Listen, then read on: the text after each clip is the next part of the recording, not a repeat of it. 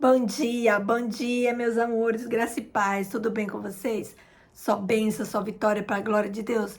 Nós aqui juntos, né, nessa madrugada, para mais um dia de devocional, né, na presença do Senhor, onde nós vamos crescendo a cada dia em graça e conhecimento, não é verdade? Então, o nosso devocional de hoje se encontra no livro de Gênesis, capítulo 24, verso 63, parte A, onde fala: saíra Isaac a meditar no campo ao cair da tarde. Muito admirável era sua ocupação. Se aqueles que gastam tantas horas em companhia ociosa, leituras leves e passatempos inúteis pudessem aprender a sabedoria, encontraria companhia mais proveitosa e compromissos mais interessantes na meditação do que nas vaidades que agora os fascinam tanto. Todos nós saberíamos mais, viveríamos mais próximos de Deus se cresceríamos em graça, se ficássemos mais tempo sozinhos. A meditação rumina e extrai a real nutrição do alimento mental colhido em outros lugares. Gente, é verdade, se vocês já viram, se vocês já tiveram o privilégio de morar ou de visitar uma fazenda e durante a noite vocês observar o gado. As vacas à noite, o alimento que ela comeu durante o dia, à noite o alimento volta, né, para a boca dela e elas ficam ruminando a noite inteira aquele alimento, ruminando. Ou seja, para que elas tentam tirar o máximo daquela do alimento, da seiva, né, do pasto que ela comeu. Então imagina só, se nós tivéssemos o hábito de ruminar a palavra do Senhor, né, o quanto nós cresceríamos em graça e em conhecimento, o quanto nós amadureceríamos no Senhor, não é verdade? Quanto a gente nos tornaria cada vez mais sábio, porque quando nós meditamos, quando nós ruminamos a palavra do Senhor, ali vai abrindo leques na nossa mente, possibilidades, Deus vai dando ali direção, a gente vai pensando, a gente imagina, mas se eu for por esse caminho aqui, mas assim, e o Espírito Santo vai dando a direção, gente, e então nós nos tornaríamos pessoa mais sensível à voz de Deus, nós estaríamos mais cheios da presença do Senhor. Por quê? Porque nós estaríamos diariamente ruminando a palavra do Senhor, não dizendo que vocês não ruminam, né? Eu também rumino a palavra do Senhor, porém, eu gostaria, né, de ruminar mais do que eu rumino muito pouco, né? Na proporção que eu quero, né, de intimidade. Então, a proporção que você quer receber mais do Senhor é nessa mesma proporção, nessa mesma intensidade que você tem que se colocar na busca pelo conhecimento. E para que você adquira a sabedoria buscando o conhecimento, gente, você tem que ruminar na palavra para que a sabedoria venha. Porque ali você, no momento que você está meditando na palavra, ali você está buscando o conhecimento. Mas a partir do momento que você pega aquelas palavras, né, aqueles versículos que você meditou naquele momento do seu devocional e que você começa a ruminar aqueles versículos, gente, aí sim, aí é que desce do céu as palavras de sabedoria. Porque o conhecimento, gente, é da terra, a sabedoria é do céu, tá bem?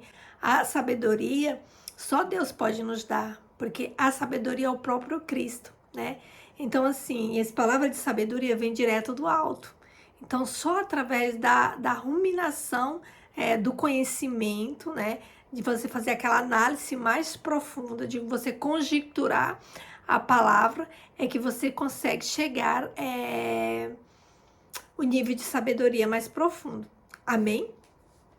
Quando Jesus é o tópico, a meditação, e é realmente doce. Isaac encontrou Rebeca enquanto se ocupava de reflexões em secreto. Muitos outros encontraram seu mais amado neste mesmo lugar.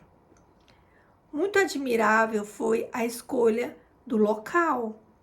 No campo temos objetos de estudo à mostra, rodeado de motivos para reflexão.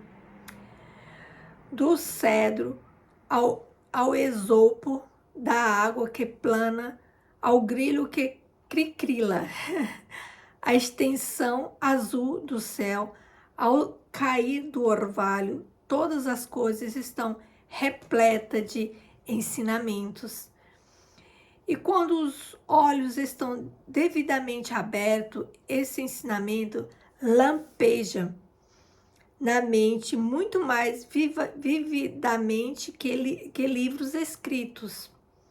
Nossos quartos pequenos não são salubres, tampouco tão inseparadores, tão aprazíveis ou tão estimulantes como os campos. Gente, é verdade, sabe? Aqui na frente aqui de casa tem um parque onde o pessoal vem correr e tal, é muito lindo, né? E tem fica bem de frente, a minha casa fica bem de frente pro rio Tejo, né? Próximo das estações de barco, né? A 10 minutinhos daqui de casa, andando a pé pra estação de barco. Então, eu gosto de meditar, gente. Tem umas oliveiras lindas aqui na frente, sabe? E o que eu mais gosto, agora tá chegando o tempo que eu mais gosto, é no inverno. É muito louco, né? Muito frio. Mas por que eu gosto? Porque as oliveiras, elas começam a dar o fruto. E aquele pássaro branco lá, gente, as gaivotas, elas vêm se alimentar. Então, quando é 7 horas da manhã, tipo assim, tá tudo escuro ainda, né? Porque é tempo de frio.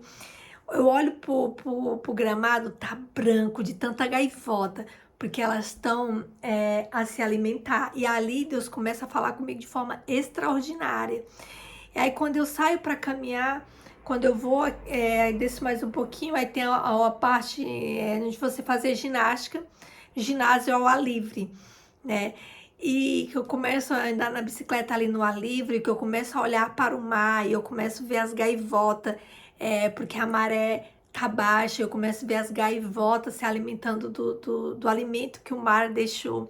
E eu vejo o homem colhendo o peixe também, né? E as gaivotas, e aí eu começo, nossa, como Deus começa a falar, gente, você não tem noção. Por quê? Porque você começa a pensar, caraca, meu, Deus é tão lindo, é tão lindo, é tão lindo, que durante a noite o mar vem, a maré vem alta, traz o alimento, e quando é durante o dia ela vai embora, a maré vai embora cedinho, né? E deixando o alimento, e aí os pássaros vêm, se alimentam, o homem busca o alimento também para vender, para fazer sua vida. E todo mundo se alimenta e tá todo mundo satisfeito. E quando às 10 horas a maré volta novamente, o rio volta a ficar cheio novamente. E assim, Deus pensou em tudo. Todo mundo tá bonitinho, alimentado, ou seja, e eu falo assim, caraca, meu, que privilégio, né, que os pássaros têm, né, porque assim, que Jesus fala assim, por que tá preocupado, né, lá em Mateus, acho que é Mateus 28, né, que os pássaros que não plantam, que não semeia, o Senhor cuida, o Senhor prepara o alimento para eles. E nós que somos mais de semelhança do Criador, Ele não prepararia para nós, porque nós temos que nos preocupar. Os pássaros não se preocupam em ter alimento todo dia, assim, o Senhor fala essas palavras assim lindas. Porque é verdade, e assim, é tanto privilégio que o de jejum deles no inverno, gente, é peixe e é azeitona. Né? Só aqui na frente de casa. Eu vejo, observo dois tipos de alimento. Então, no café da manhã, eles escolhem se vocês vão querer só peixe ou vocês vão querer peixe e azeitona. Aí, quando é a tardinha, a maré tá alta, aí o jantar deles é só azeitona, né? Mas no café da manhã eles têm 2 opções, é muito top, né? No verão eles quase não vêm, eles vêm bem pouco, porque eles já estão andando para tudo que é lugar, tem alimento para eles, né? No inverno é que as coisas são mais difíceis, e aí eu consigo ver, por inverno ser as coisas mais difíceis, mas mesmo assim, o Senhor providencia para eles e não deixa faltar. Isso é muito top para mim, isso é muito lindo, assim, tem um significado muito grande, assim. E aí tá corroborando naquilo que o autor tá falando aqui. Se você sai para observar a natureza ela fala com você. Em todo lugar que você olha, você vê a presença do Senhor. Para todo lugar que você olha, gente, que calor, misericórdia. Deixa eu ligar o ventilador aqui, gente, tá muito calor. Tá, uma hora tá frio, outra hora tá calor, só por Deus, né? Aqui no quarto, aqui na sala à noite é bem quente, né? Porque durante o dia bateu o sol, então a tarde toda bateu o sol, quando essa hora tá bem quente. Então, perdi o fio da meada. Voltamos aqui. Não estimemos nada como comum ou impuros, mas tenhamos consciência de que todas as coisas criadas apontam para o Criador. Lindo, né? Então, gente, tudo que a gente olhar para tudo que é lado, a gente está vendo, toda a criação está apontando para o Criador, que existe um Criador. Para quem não crê, né? Porque não está com a venda nos olhos, porque para tudo que nós olhamos, para todo lado que a gente olha, a gente vê a presença do Senhor. Para todo lado que a gente olha, a gente vê a obra das suas mãos, né? Aquele no versículo Salmo 19, né? Eu aprendi ele em hebraico quando eu fazia o curso de hebraico, é Amai Mesaprim Kevotuel. O céu proclama a glória de Deus. Enfim. Então, gente, voltamos aqui, né? Não estimamos nada como comum ou impuros, mas tenhamos consciência de que todas as coisas criadas apontam para o Criador, e o campo será imediatamente consagrado. Gente, isso é lindo, porque como a gente acabou de falar, né, sobre os pássaros disputar o alimento com o homem, e assim, o que é mais lindo assim é que para todo lado que a gente olha, a gente tem a obra das mãos do Criador. Não tem como você negar a existência de um Deus todo-poderoso, de um Deus que criou os céus e terra, né? Como as pessoas que são ateus falam, porque eles estão com a venda nos olhos. Não tem como, gente, para todo lado que você olha, você vê as obras, né, das mãos do Senhor, as obras de um Criador que realmente, para fazer as coisas com tanta perfeição, existe um Criador, existe um Deus supremo para ter feito tudo isso, né? Você olha para o céu azul estrelado, você olha para as estrelas, olha para né, vê as estrelas, vê o sol, vê a lua, gente, tanta coisa linda. Você olha para o horizonte, você olha para o mar, para o rio da sua frente, tanta coisa bela, tanta coisa linda, a natureza em si. Como a gente fez estudo no outro dia aí sobre o arco-íris, né, da aliança de Deus com Noé. Quando você vê o arco-íris, gente, como eu mostrei para vocês, que coisa linda, que ele nasce, a nascente dele é no rio, na onde tem água, porque ele precisa de gotas de água para se formar, e faz o ar que ele enterra de novo na água do outro lado. Então, assim, nessas coisas, e o arco-íris todo colorido, várias cores, e você vê assim que há um Deus supremo, há um Deus todo-poderoso, superior, né, grandioso, o qual fez todas essas coisas, né, que cuida de nós, e que criou tudo isso para o nosso servir, criou tudo isso para que o homem pudesse ter, né, a beleza e dominá-lo. Amém? Muito admirável foi o momento, a hora do cair da tarde, que estende um véu sobre o dia, né, linda, gente? Condiz com a tranquilidade da alma, quando as preocupações desta terra rendem-se às alegrias da comunhão celestial. A glória do sol que se põe, e é muito lindo, né, gente? Quando o sol está se pondo, grandioso, né, brilhante, ele vai se sumindo, fugindo, né, se distanciando da gente, cada vez mais vermelho, uma coisa mais linda, e aí depois começa várias cores, principalmente quando você consegue observar ele na lateral, ou quando tem um rio na frente, e ele vai se esconder no pôr do sol numa praia, o pôr do sol próximo ao mar, você poder contemplar o pôr do sol nesse momento, é a coisa mais belíssima, uma das coisas mais belíssimas que eu já presenciei na minha vida. O sol se põe, desperta nossa admiração, e a solenidade da noite que se aproxima reaviva nossa reverência, né?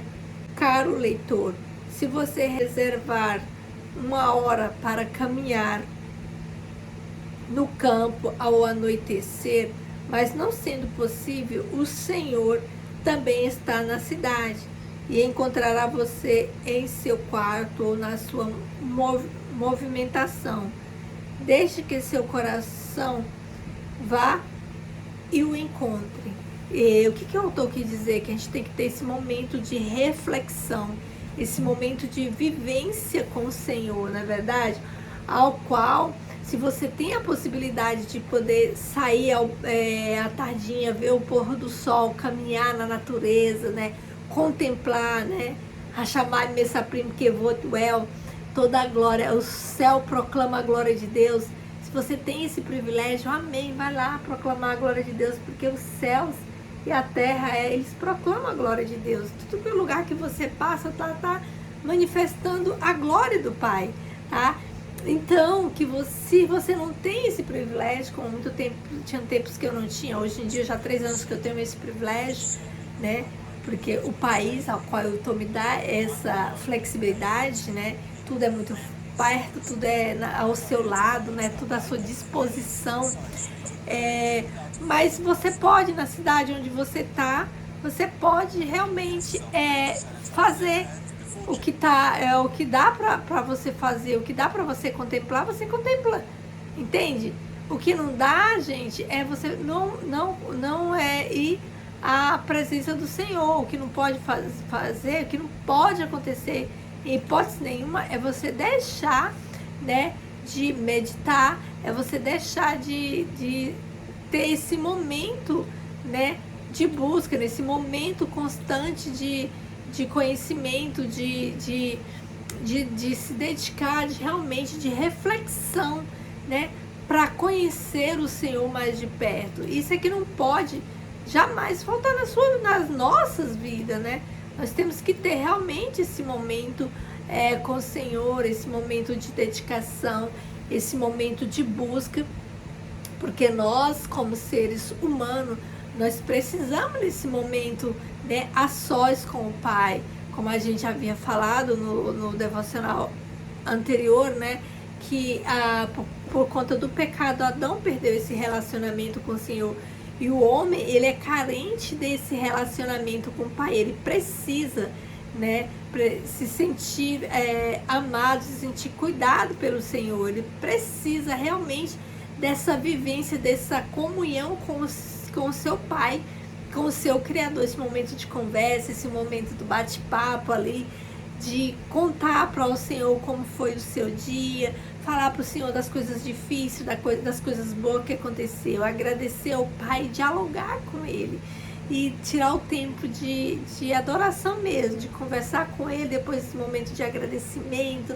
momento de louvar e adorar, porque somente Ele é digno de honra, de glória, de louvor e adoração.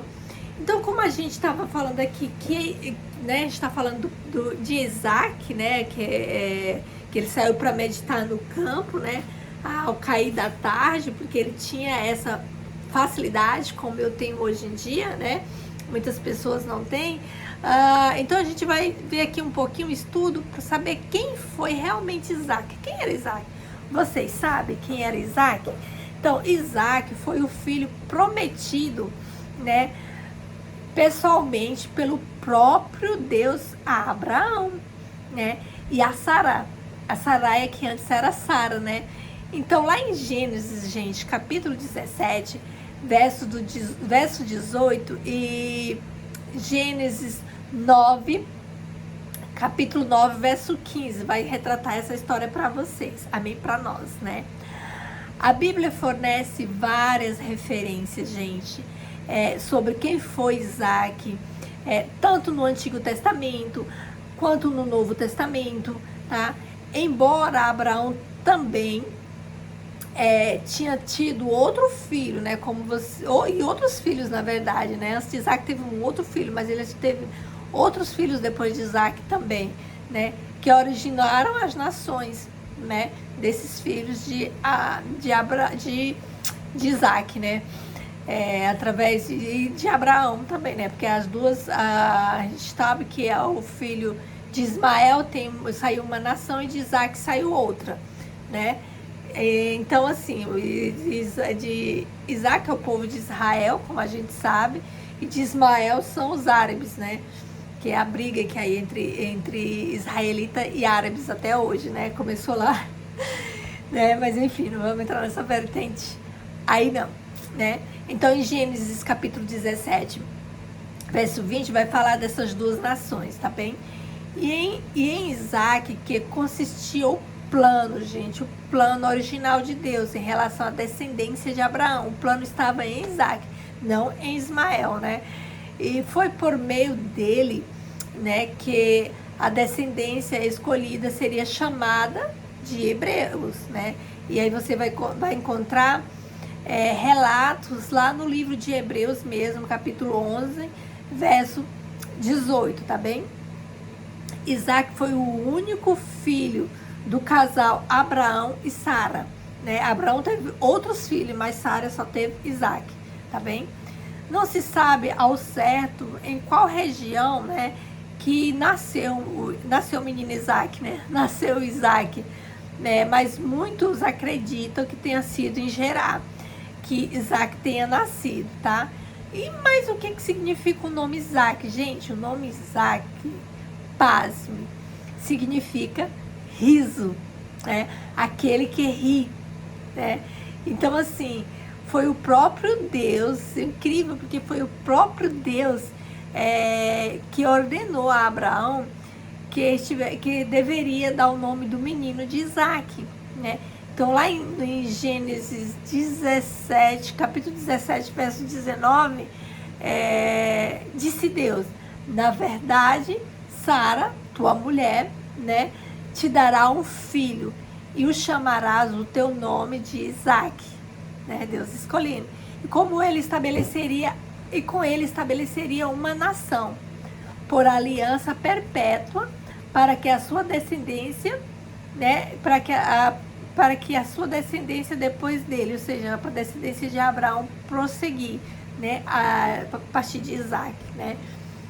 O fato interessante, gente, em relação ao significado de Isaac, é que quando Deus prometeu a Abraão e a Sara que Sara teria um filho, Abraão riu, né, dessa promessa. Você vai encontrar lá a citação em Gênesis capítulo 17, verso 17, tá bem?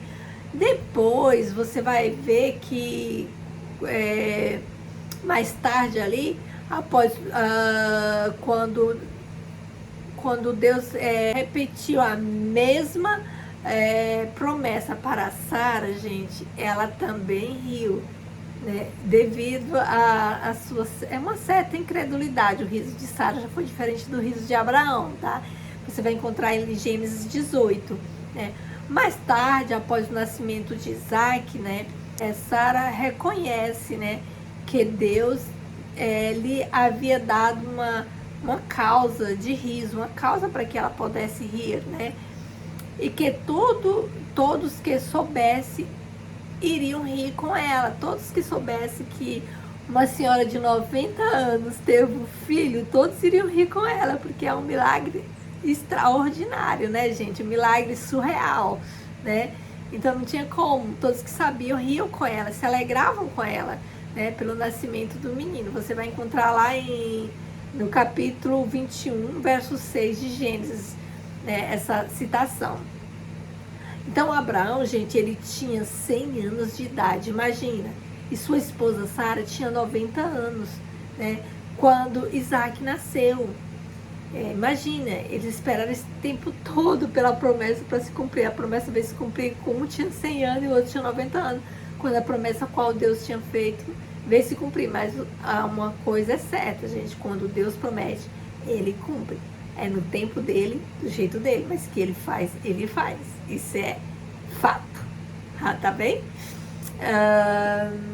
Então, assim, o reconhecimento à promessa da aliança, Isaac foi circuncidado, né, quando tinha 8 dias de nascido, porque naquela época a aliança era feita através de cortar o prepúcio, né, dos meninos. Era a aliança que era feita com o Senhor naquela época, né? Porque o prepúcio significava sujeira, né? Não tem nada onde guardar a sujeira, nada oculto, né? Então você vai encontrar lá essa passagem, né?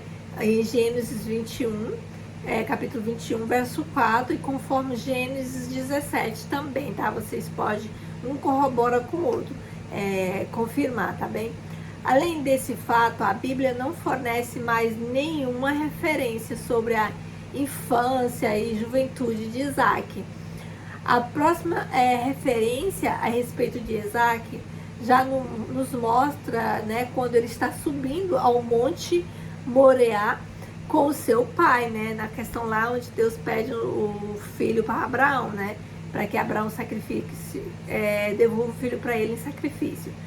Então a história de Isaac e Ismael, né, dia do desmame, gente, de Isaac, desmame de Isaac, seu irmão Ismael, filho de Abraão com Agar, né, zombou dele.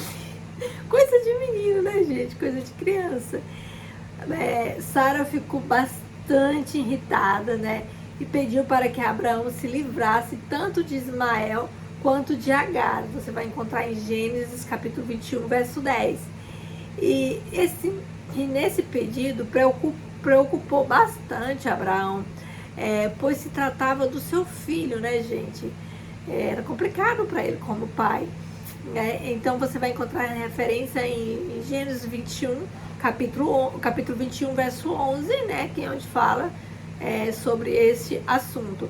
Mas Deus tranquilizou Abraão para que ele não viesse a se preocupar, né, com o que poderia acontecer com o menino. Então Deus tranquilizou Abraão, dizendo de sua descendência seria considerado por meio de Isaac, e que ele não deveria se preocupar com Ismael, porque pois dele também seria Deus daria um grande povo, né? E lá vai estar lá em Gênesis capítulo 21, verso 12 e 13, falando da descendência de Ismael, tá? E da promessa do Senhor, né? Sendo assim, Abraão fez conforme Sara lhe havia pedido, né? Muito provavelmente que Ismael tinha por volta aí dos seus 16 anos, quando foi nesse ocorrido, né? Quando ocorreu esses acontecimentos. No capítulo 25 de Gênesis, encontraremos Isaac e Ismael juntos novamente, para sepultar seu pai Abraão. Em Gênesis 25, 9, é o novo encontro, né, dos dois. Quando os dois se encontram estão juntos novamente, né? Aparece na Bíblia eles juntos no desmame, né? E depois aparece eles juntos novamente, no momento que o seu pai vem a falecer, que eles se juntam para sepultar. E aí vai estar lá em Gênesis 25, 9, tá? Quem foi Isaac? Abraão, Isaac e o sacrifício. No capítulo 22, gente, de Gênesis, para manifestar a fé de Abraão, Deus prova, né? Ordenando-lhe que oferecesse seu filho Isaac em holocausto. Deus ordena a Abraão, para Abraão provar a fidelidade dele, para quando deveria ser oferecido a Deus em holocausto. É difícil determinar a idade de Isaac, né, no momento do sacrifício. Mas o historiador Flávio Joséfo, né, acredita-se que Isaac tinha aí por cerca de 25 anos naquela ocasião. Isso condiz com o relato bíblico de que ele já era forte o suficiente para carregar a madeira para o holocausto, né? E durante o caminho, a Bíblia relata que Isaac não sabia que ele seria o sacrifício, né? É engraçado, né? Ele leva a madeira, ele vai com o pai dele tudo, só que ele não sabia que ele era o sacrifício, né? E sabe o que mais intrigante é como que Abraão conseguiu guardar segredo, ficar só com ele e Deus, assim. Manha era a fé de Abraão, por saber que Deus estava pedindo algo tão difícil para ele, mas ele sabia que Deus ia mover, por mais que ele tivesse que sacrificar o filho dele, que Deus iria ressuscitá-lo. Por isso ele não cogitou em obedecer, né? E ele não falou com o filho dele sobre o assunto. Então a Bíblia nos deixa bem claro que o jovem não sabia quem era o sacrifício. Amém? E quando chegaram, né, ao local ordenado por Deus para o sacrifício, Abraão amarrou Isaac no altar para imolá-lo. Porém, foi impedido, né? A gente vê esse relato em Gênesis capítulo 22, verso 11 e 12, né? Mas o anjo do Senhor chamou do céu, Abraão, Abraão, e ele disse, eis-me aqui, né? Ele respondeu ao Senhor, eis-me aqui. E o anjo falou, não toque no rapaz, né? Não lhe faça nada. Agora sei que você teme a Deus, porque não me negou seu filho, o seu único filho. Gente, aqui a gente fala que é o anjo do Senhor, aqui é uma teofania, tá bem? A gente já falei pra vocês sobre a teofania, né? Esse anjo que estava falando aqui era o próprio Deus, tá bem? Em Gênesis capítulo 22, verso 11 e 12, tá? E o episódio do sacrifício é muito significativo. Além de vários paralelos, né, com a expiação de Cristo, né, tal ato como demonstrou também fé que Abraão tinha, como também a obediência e a fé do próprio Isaac, né, gente? A gente fala só de Abraão, mas a obediência do próprio Isaac, a fé dele também estava em pauta ali, estava em jogo, né? A fé de Abraão não se resumiu apenas em obedecer à ordem divina e entregar o seu filho em holocausto. Mas Abraão creu que Deus, né, poderia ressuscitar Isaac dos mortos para que as promessas fossem cumpridas, né? Em Hebreu capítulo 11, verso 19. O escritor de Hebreus afirma que, figuradamente, Abraão recebeu Isaac de volta dentre os mortos. Né? E aqui representava mesmo, né, contando a história de Cristo. Né? O casamento de Isaac com Rebeca. Né? Então, assim, gente, engraçado, olha só, que Isaac ele tinha idade de 40 anos quando ele se casou com Rebeca. Lá em Gênesis capítulo 24, Abraão pediu para que seu servo trouxesse de sua terra, dentre seus parentes, uma esposa para Isaac. Abraão creu que o Senhor garantia o êxito da missão, e assim foi. As pessoas procuram usar erroneamente o capítulo 24 de Gênesis, gente. Especialmente o verso 67, as pessoas tentam usar para defender a possibilidade de que um casal, eles podem morar juntos sem se casar, né? Uma exposição simples do capítulo 24 revela que tal interpretação é totalmente equivocada.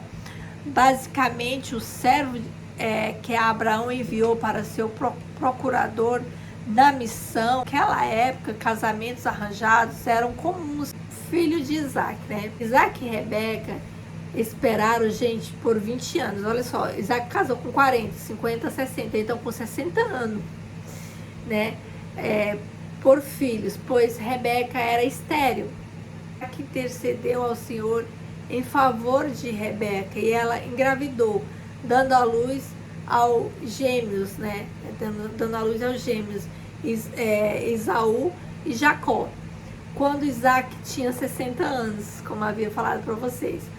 Mais tarde, quando Esaú e Jacó já eram homens formados, instigado por sua mãe, Jacó se aproveitou do fato de Isaac ter visão fraca devido à idade e se passou por Esaú, recebendo a bênção que cabia o filho ao primogênito, né? Embora aquele ato tinha tomado Isaac de uma surpresa, em nenhum momento Deus foi surpreendido. Muito pelo contrário, quando Rebeca ainda estava grávida, ela sentiu os meninos se empurrando dentro do seu ventre. E ela consultou ao Senhor sobre aquilo. E ele esclareceu que dentro do ventre dela havia duas nações e que o mais velho serviria o mais novo, né? Em Gênesis capítulo 25, e verso 23. Na epístola aos Romanos, Paulo faz uma exposição profunda desse relato de Gênesis, afirmando que antes do nascimento dos gêmeos, antes que ambos tivessem feito alguma obra, Deus já havia escolhido Jacó, em Romanos capítulo 9, verso 11 a 13, né? Traz essa explicação, tá bem? Para título de curiosidade, gente, quem foi realmente Isaac? No caráter, Isaac era correto e tinha um temperamento manso. Mais aspectos podem ser identificados quando ele não questiona a atitude do pai em oferecer-lhe em sacrifício. Vamos orar em nome de Jesus. Senhor, eu te louvo, eu te glorifico, eu te exalto, porque tu és bom, porque a tua misericórdia dura para sempre. Assim como as tuas misericórdias se renovam a cada manhã, renova o meu compromisso em ti, eu renovo a minha identidade, eu renovo o meu propósito. Senhor, nos faz viver as tuas promessas, Senhor. Nos faz, Pai amado, Pai querido, a cada dia termos um caráter parecido, Paizinho, com o caráter de Cristo, que nós possamos, Pai, usar Isaac como referência, Pai. Que Isaac era um homem de caráter, Pai. Porque nós entendemos através da palavra, que é o qual nós acabamos de estudar, Pai, que Isaac era correto, tinha um temperamento, Pai, muito manso, tanto que ele não questionou a atitude do seu pai em oferecer-lhe em sacrifício, né? Não discutiu com os pastores sobre o poço de Gerar, né? Vocês lembram? Ele não discutiu, ele era manso, gente. Então, que nós possamos, Pai, nesta noite, Pai, sermos mansos, Pai, que nós possamos pegar a história de Isaac como referência, que nós possamos viver, Pai, um momento, Senhor amado, de autocontrole, Pai amado. Pai, que nós possamos também, Senhor, conseguir, Pai amado, ser parecido com Isaac, Pai, na questão, porque a gente percebe aqui, Pai, que ele não guardou rancor, Pai.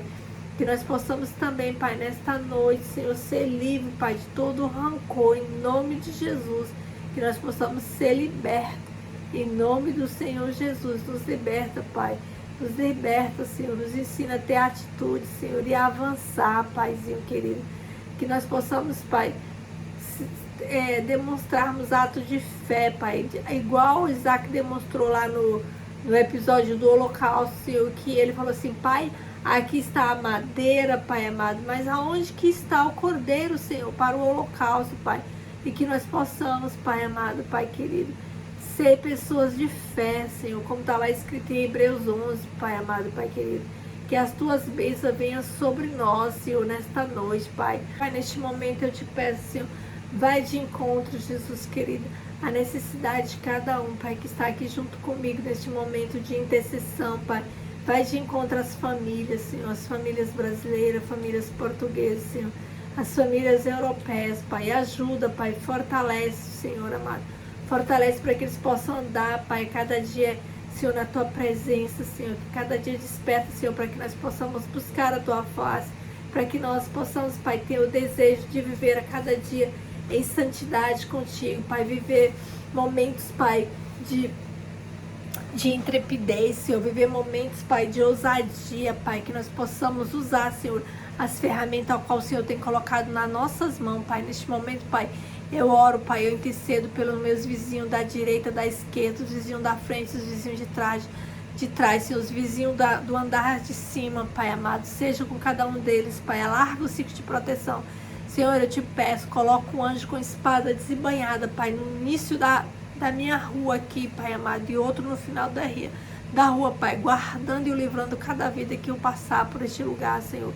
Nós damos uma ordem, Pai, que todo demônio desavisado que estiver, Senhor, nesta rua, Pai, que ele possa partir em retirada em nome de Jesus, porque a espada do Senhor irá cortar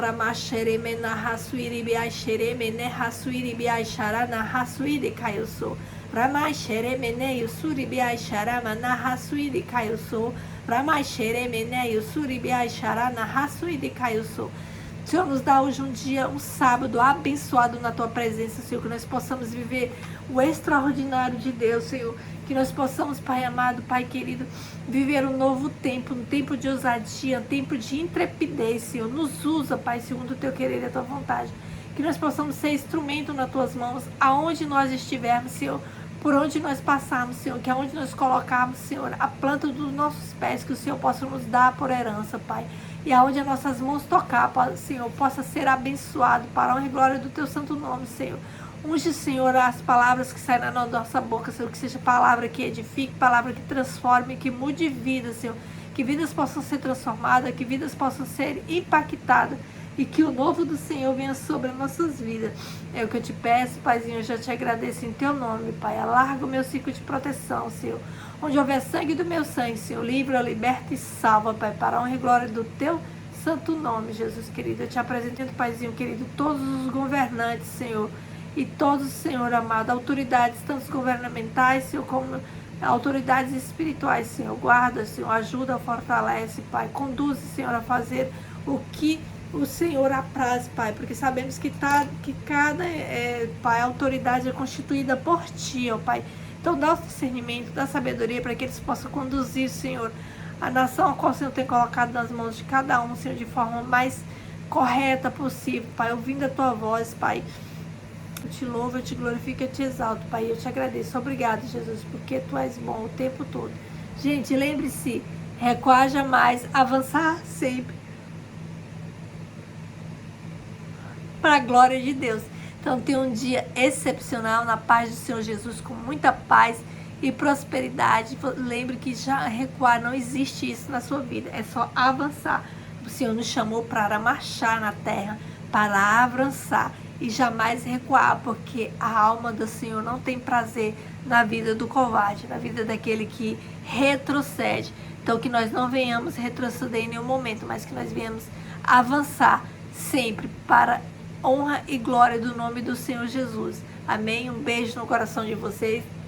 Fiquem na paz do Senhor Jesus e até o nosso próximo devocional.